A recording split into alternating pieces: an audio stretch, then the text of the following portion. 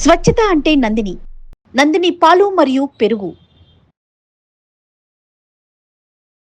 వాగర్థవివ సంపృక్తౌ వాగర్థ ప్రతిపత్తయే జగతః పితరౌ వందే పార్వతీ పరమేశ్వరౌ. ఆదిత్యాయ చ సోమాయ మంగళాయ బుధాయ చ గురుశుక్ర శనిభ్యశ్చ రాహవే కేతవే నమః.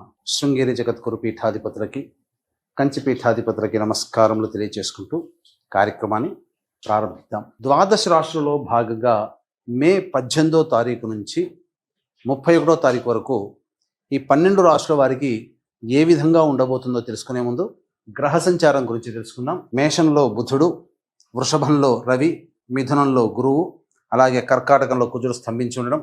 18వ తారీఖు నుంచి రాహువు కుంభంలోను, కేతువు సింహంలోని సంచారం చేస్తుండడం.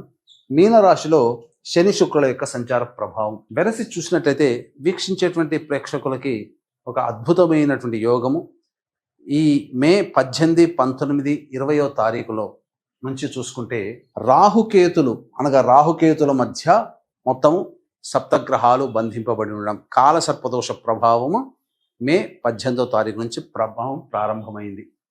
ఇక ఈ 18వ తారీఖు నుంచే గ్రహమాలిక యోగము 18, 19, 20వ తారీఖులో చూసుకుంటే గ్రహాలన్నీ వరుసగా ఒక రాశిలో ఒక మాలగా ఉండిపోయింది. 18వ తారీఖు నుంచి 20వ తారీఖు వరకు మొత్తం గ్రహాలన్నీ ఒక్కొక్క రాశిలో ఉన్నాయి. అనగా సప్తగ్రహాలు మొత్తము 1, 2, 3, 4, 5, 6, 7, 8 రాశుల్లో మొత్తము నవగ్రహాలు 8 రాశుల్లో స్థిరపడి సంచార ప్రభావం అనేటువంటిది ఉంది.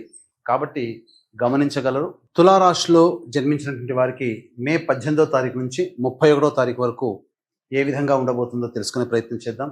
ఈ తులారాశి వారికి ప్రధానంగా ఉద్యోగ సంబంధమైన విషయాల్లో కొన్ని ఆటంకాలు ఎదురవుతాయి. ముఖ్యంగా మీరు ఎంత కష్టపడ్డప్పటికీ కూడా, ఉద్యోగంలో ఉన్నటువంటి వాళ్ళు ఎంత కష్టపడ్డప్పటికీ కూడా అధికారుల యొక్క మెప్పుని పొందలేకపోతారు. నిరుద్యోగస్తులు కాస్త గడ్డుకాలం అనే చెప్పవచ్చు. ఇక గురుబలం సంపూర్ణంగా ఉన్నటువంటి కారణం చేత ధనపరమైనటువంటి సమస్యల్ని అధిగమించగలుగుతారు. వ్యాపారంలో పెట్టుబడులు పెట్టేటువంటి వాళ్ళకి కాస్త అనుకూలంగా ఉండేటువంటి సమయంగా చెప్పవచ్చు. ముఖ్యంగా వ్యాపారస్తులకి మంచి జరిగేటువంటి అవకాశం ఉంటుంది. అయితే ఇక్కడ ప్రధానంగా చూసుకున్నట్లయితే కుజుడు దశమ స్థానంలో స్తంభించి ఉండడం, రవి అష్టమ స్థానంలో ఉండడం, ఈ గ్రహాల యొక్క ప్రభావం వలన సామర్థ్యానికి మించి పనిచేయాల్సినటువంటి పరిస్థితి ఎదురవుతుంది. ముఖ్యంగా మీకు కోపం కలిగేటువంటి సంఘటనలు ఈ తులారాశి వారికి ఎదురవ్వబోతున్నాయి. కాబట్టి సంయమనం పాటించండి, లౌక్యంతో వ్యవహరించండి. ఇక చూసుకున్నట్లయితే రాహువు కేతు యొక్క గ్రహ మార్పు అనేటువంటిది ఈ తులారాశి వారికి అనుకూలంగా ఉంటుంది. అలాగే శని కూడాను షష్టమ స్థానంలో సంచరిస్తున్నటువంటి కారణం అన్ని విధాలుగా యోగదాయకంగా ఉండేటువంటి పరిస్థితి అని మీకు చెప్పవచ్చు. ముఖ్యంగా కోర్టు సంబంధమైనటువంటి విషయాల్లో విజయం మీ సొంతం చేసుకుంటారు. అలాగే మీ ప్రత్యర్థులపై విజయాన్ని పొందే అవకాశం ఉంటుంది.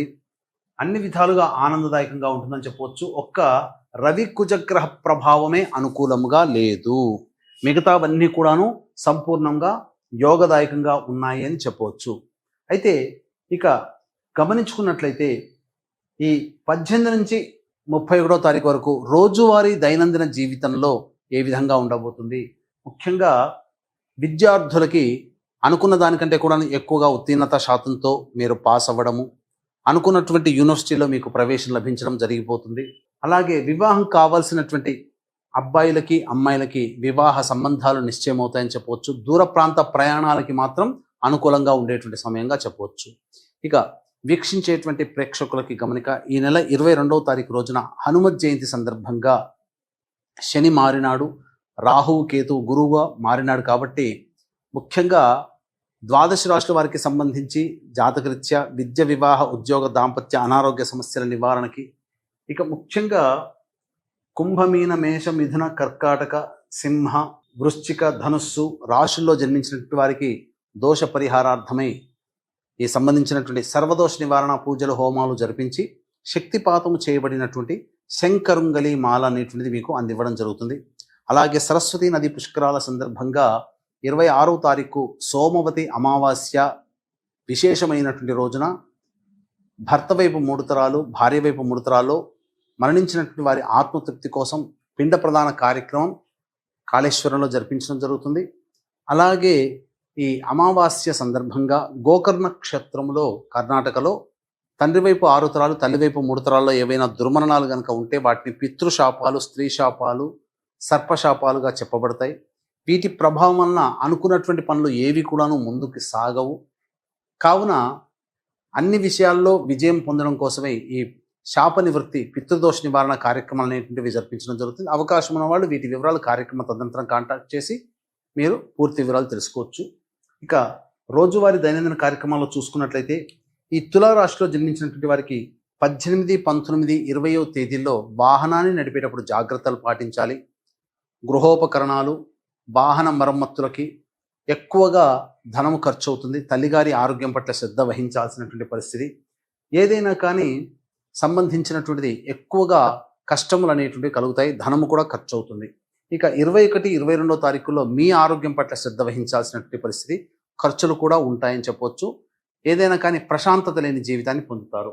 ఇక 23, 24, 25, 26వ తారీఖులో కనుక చూసుకున్నట్లయితే అన్ని విధాలుగా ప్రత్యర్థులపై విజయం సాధిస్తారు.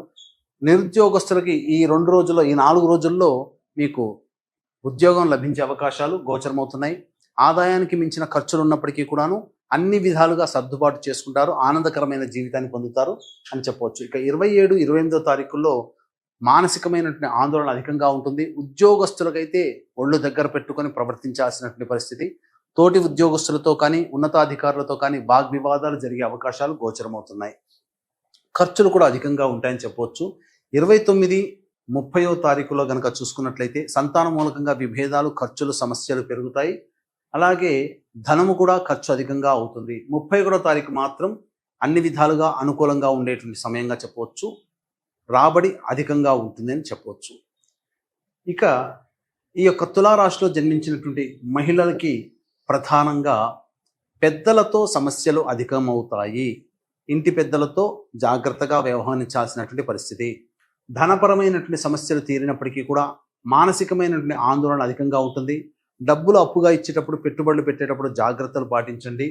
గౌరవ మర్యాదలకు లోటు లేదు, కానీ ఏదైనప్పటికీ కూడాను చికాకుతో ఈ యొక్క 18వ తారీఖు నుంచి 31వ తారీఖు వరకు ఉంటుందని చెప్పవచ్చు. ఈ యొక్క రాశిలో జన్మించినటువంటి మహిళలకి వివాహ సంబంధాలు నిశ్చయమయ్యే అవకాశాలు గోచరమవుతున్నాయి. సంతానం మూలకంగా ఖర్చులు పెరుగుతాయి. అలాగే సంతానం కోసం ఎదురు చూసేటువంటి వాళ్ళు జాగ్రత్తలు, వైద్యుని సలహాలు తీసుకోవాల్సినటువంటి పరిస్థితి అని చెప్పవచ్చు. ఇక ఏతావాత చెప్పొచ్చేది ఏమిటంటే ఈ యొక్క రాశిలో జన్మించినటువంటి వారు ప్రతిరోజు కూడాను సుబ్రహ్మణ్య భుజంగ స్తోత్ర పారాయణము, అలాగే విష్ణు అష్టోత్తర పారాయణం తరచూ చేసుకుంటున్నట్లయితే చాలా మటుకు సమస్యలు నెమ్మదిస్తాయని చెప్పవచ్చు. ఇప్పుడు చెప్పినటువంటి సమస్యల కంటే ఇంకా విభిన్నంగా మీ యొక్క జీవితం ఉంది అని అంటే మీ యొక్క జన్మజాతకంలో నడుస్తున్నటువంటి గ్రహ దశాంతర దశల యొక్క ప్రభావాలు. కావున దగ్గరలోని మంచి ఉపాసనా పరులైనటువంటి జ్యోతిషుల్ని సంప్రదించి వారి సలహాలు, సూచనలు కనుక పాటించినట్లయితే మరింత మెరుగైనటువంటి జీవితాన్ని మీరు పొందుతారని తెలియజేస్తూ సర్వం శ్రీ ఉమామహేశ్వర పరబ్రహ్మార్పణమస్తు.